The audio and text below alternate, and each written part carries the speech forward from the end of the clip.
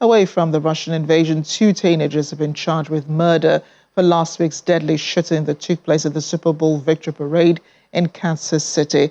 The men, identified as Dominic Miller and Lyndall Mays, were both shot and wounded during the incident. They were charged with resisting arrest and gun violations. The shooting left 1 woman killed and 22 others injured. Prosecutor Gene Peters Baker of Jackson County said at a press conference the 2 men had been charged with second-degree murder, 2 counts of armed criminal action, and unlawful use of a weapon. Both men are being held on a $1 million bond. They were initially taken to a hospital to be treated for their injuries after the shooting. They remain in hospital where they're recovering. And back here in Africa, at least 24 civilians have been killed by extremist rebels in the Eastern Democratic Republic of Congo in several attacks this week, according to local authorities and civil society groups. Allied Democratic Forces rebels who have links to the Islamic State group killed 13 people in Mambasa territory, Ituri province, on Tuesday. Many of the victims were killed in their homes. In neighboring North Kivu province, the ADF killed at least 11 people with machetes and guns in Beni on Monday. Officials say civilians have been targeted in their homes. A death toll is higher because some people are missing. Violence has been brewing for years in eastern DRC, where around 120 armed groups are fighting for power, land, minerals, or the security of their communities. And the head of the United Nations Organization Stabilization Mission in the Democratic Republic of Congo, MONUSCO, Bintou Keita, says the fighting between the M23 and the Congolese armed forces has intensified in several areas. Addressing the Security Council, Ms. Keita said offensives have made the Congolese armed forces reposition themselves in the east of Sake town. She's concerned by the serious violations and abuses of international human rights and international humanitarian law committed in areas under control of M23 rebels. Since 28th of January, fighting between the M23 and the FRDC has intensified in several areas, and the M23 has expanded further south, leading to further displacement of populations towards Goma and South Kivu. On 12 February, the M23 offensives caused the Congolese Armed Forces, FRDC, to reposition themselves east of Sake town. Conditions in the severely overcrowded displacement sites in and around Goma are desperate. More than 400,000 displaced persons have now sought refuge in the city, including 65,000 in the past 2 weeks, triggering a dramatic increase in cases of cholera due to lack of safe drinking water, adequate hygiene, and sanitation. I am deeply concerned by the serious violations and abuses of international human rights and international humanitarian law committed in the areas under the control of M23, where the movement is targeting civil society actors, particularly human rights defenders and journalists. The number of human rights abuses committed by the M23 continues to rise, with at least 150 civilians killed since the resumption of hostilities in November 23, including 77 in January 24. Let's check in on Kenya now, where 4 police officers have been arrested after detectives raided a house where 37 Ethiopians were being held about 16 kilometers from the capital, Nairobi. The Ethiopians told Kenyan authorities they were en route to South Africa in search of better lives. The officers are suspected of aiding a human smuggling and trafficking operation, and a search is underway for the owner of the house and other members of the smuggling ring. According to the UN Migration Agency, Kenya is a common transit route for Ethiopian migrants attempting to illegally enter South Africa. The agency says the migrants were mostly men from Ethiopia's Oromia and SNP regions entered Kenya through the Moyale border point before proceeding to Tanzania and eventually into South Africa. Kenyan journalist Cyrus Ombati joins me now. He's in Nairobi. Cyrus, great to see you. What have these officers said about their involvement in the smuggling ring? I mean, is there anything they can say in their defense? Thank you for having me the show. What we understand is that these are now regarded as criminals. The police officers are now regarded as criminals because whatever they were involved is criminal in nature, because smuggling or trafficking of humans is a criminal offense in the country. And it seems not the first time they have been involved in the whole thing, because as you have said earlier on, Kenya is a major transit route for those people who are running away from either Eritrea or Ethiopia, when they are running away to either South Africa or the Middle East. But this particular case about the officers, they were caught actually red-handed in the act. So we're expecting them to be in court probably tomorrow to face those charges and they be dismissed from the service. So do you agree with the IOM that this is a common problem in Kenya, that, you know, these cases pop up every once in a while? How often do you see them in news media, and how often do you report them? Actually, it's a common thing. It's a daily affair, because on a daily basis, in the entire route in Kenya, you hear 10, 15, 20 or 30 Ethiopians are being detained because they're on their way to their destination, or they have been found in a given house. Because most of these people cross from Ethiopia to Kenya, then they're using their own smugglers. They hide somewhere, maybe Nairobi, out of Nairobi, waiting to be to kind of ship out of the country to either Tanzania, as you said, around, or to another neighboring. Most they go to Tanzania, then they join South Africa route. Because according to police statistics, actually in January alone, there are around 500 people who are Ethiopians who are rescued from smugglers in Nairobi alone. That's a big number. 5 of them died because they were held in very inhumane conditions, and we suspect more kind of sick being held somewhere else. So if there are lots of Ethiopians making this crossing, is there a particular reason why, you know, this particular set of people are coming in from Ethiopia? And are there also groups coming from Kenya itself, like Kenyans who are trying to make their way to South Africa via using these smuggling routes? Well, Kenyans don't usually kind of are not smuggling to South Africa, because Kenya and South Africa, they have a visa-free kind of arrangement, because they don't need a visa to go to South Africa. But then these Ethiopians, they say they're running away from difficult problems, kind of problems in their country, because of there's a war between the Tigray and the government in Ethiopia. The living conditions there, they are saying they are bad, so they are trying to look for greener pasture in the other parts of the world, including South Africa and the Middle East. So that's why they go as far as even paying for be smuggled out of the country through Kenya and other parts of the world, the East Africa region. So it's a common practice, to say, because when you see somewhere a number like 500 people being detained or rescued in January alone, and we expect the number to be higher this month, actually, according to police. Do you expect the number to be higher this month? Is there a reason why? Because of kind of the police are now kind of alert, and they are going around to kind of check who are now being smuggled. They know that the smugglers. The police, apparently, the police, they know the smugglers.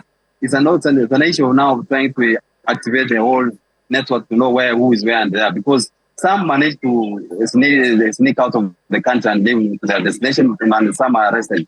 And according to the police now, because they have been mobilized to check on those who are on transit to be caught and be returned back to their country, they are saying they expect the number to be high. So what happens when these illegal migrants are caught? I imagine that they're sent back to their countries, but do they face any repercussions in Kenya? Because this is a crime, isn't it? Well, usually the embassy comes in to intervene, and they say they are ready to repatriate them back to Ethiopia. Some are jailed here. They serve terms. Some, when they agree and they kind of plead the court to be allowed to be repatriated back to their country, they are allowed to go back. But most of them are kind of jailed in Kenya before they serve a term here, then they are repatriated back to the country. But then, as I said earlier on, the European embassy usually intervenes and say they can be able to repatriate them back to their country to face further whether charges or they are taken back to their country. So it's an issue of now, whenever the embassies are alerted, they come in and kind of try to intervene and take them back to their country. And none of them naturalize in Kenya. None of them decide to stay back in Kenya, or the Kenyan authorities decide to review, some of their cases and then, grant them some sort of asylum, considering they are running from conflict in their own country. It's true. There are some agencies, there are human rights agencies, UN agencies, which at times intervene. It depends on the nature of the case. They intervene and take them to their refugee camps here and there so that they can process. Some of them are kind of processed and they go to another country of their choice if the country allows that.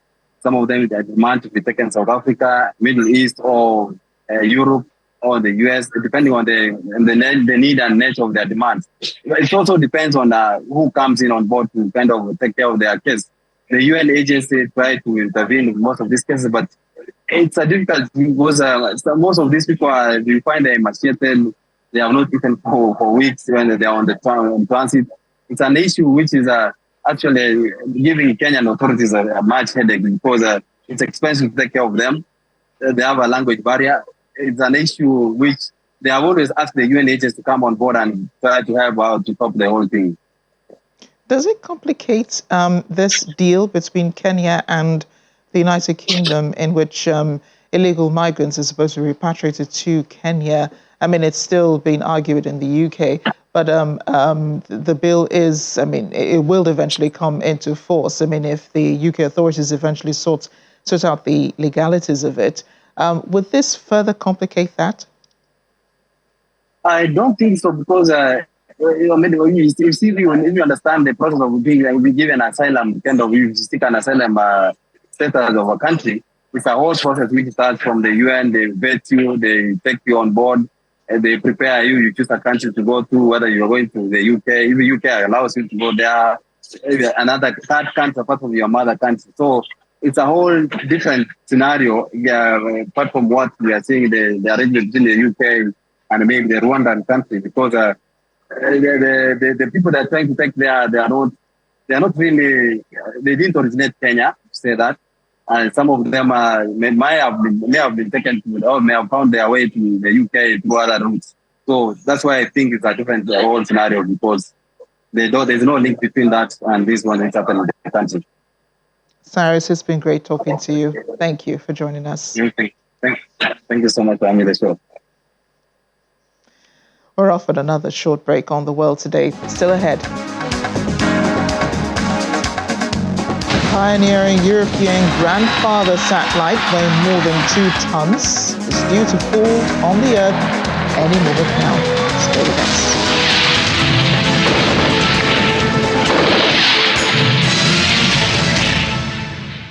Welcome back to the program, and after much anticipation, South Africans and political parties can finally mark their calendars as the general elections are set to take place on Wednesday, May 29th, 2024. The presidency made the announcement on Tuesday, with President Cyril Ramaphosa unveiling the scheduled date in accordance with the Electoral Act as outlined in the Constitution. These elections hold particular significance as they coincide with the 30th anniversary of freedom and democracy in South Africa. Voters will be electing a new National Assembly, as well as the provincial legislature, in each of the country's 9 provinces. Parties are allocated seats in the 400-seat parliament based on the percentage of votes they receive in the election, and MPs then elect the president. President Ramaphosa is seeking a second term. In the country, however, 8 male suspects have been apprehended, one sustaining serious injuries after an exchange of gunfire with police services SAPS officers in Johannesburg. The incident occurred during a response to the alleged armed robbery of motorists and in efforts to combat illegal mining activities. All suspects, including South African and Lesotho nationals, were detained and charged with attempted murder, possession of unlicensed firearms, and illegal mining.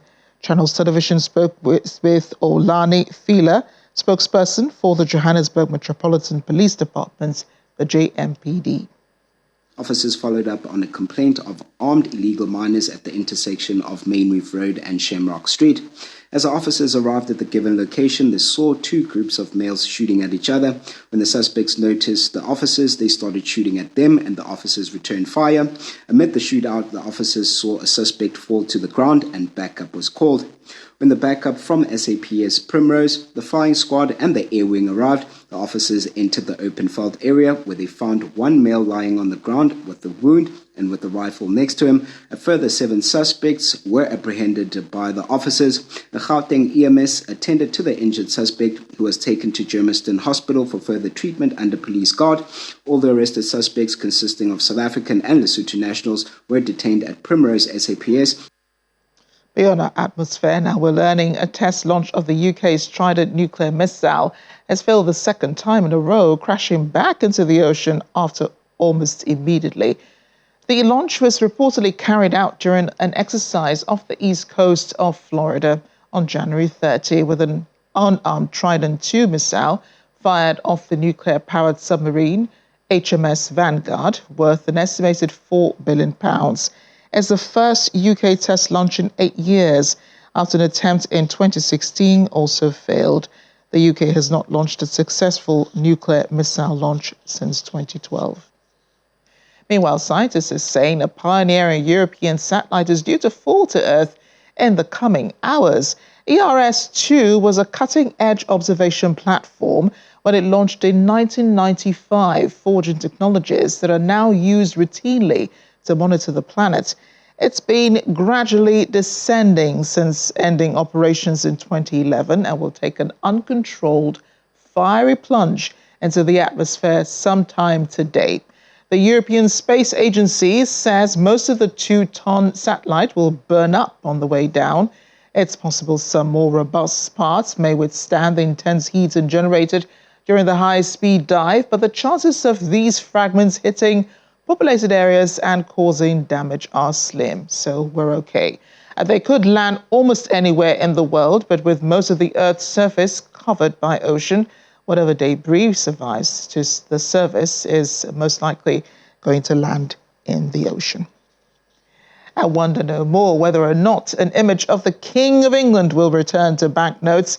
After so many years of seeing the late Queen Elizabeth II, new banknotes featuring the image of the King, as King Charles, will enter circulation as early as June 5th to be exact.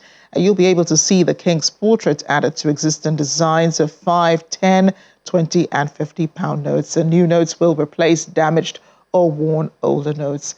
Coins featuring the King are already found in people's change, but banknotes required lots of preparation. Shoppers can and will still be able to use Queen Elizabeth II's banknotes. The reverse side of current polymer Bank of England banknotes, which in ascending order features Sir Winston Churchill, Jane Austen, J.M.W. Turner and Alan Turing, will be unchanged. That's something to look forward to. Thanks for joining us on The World Today. I am Amarachi Ubani. See you next time.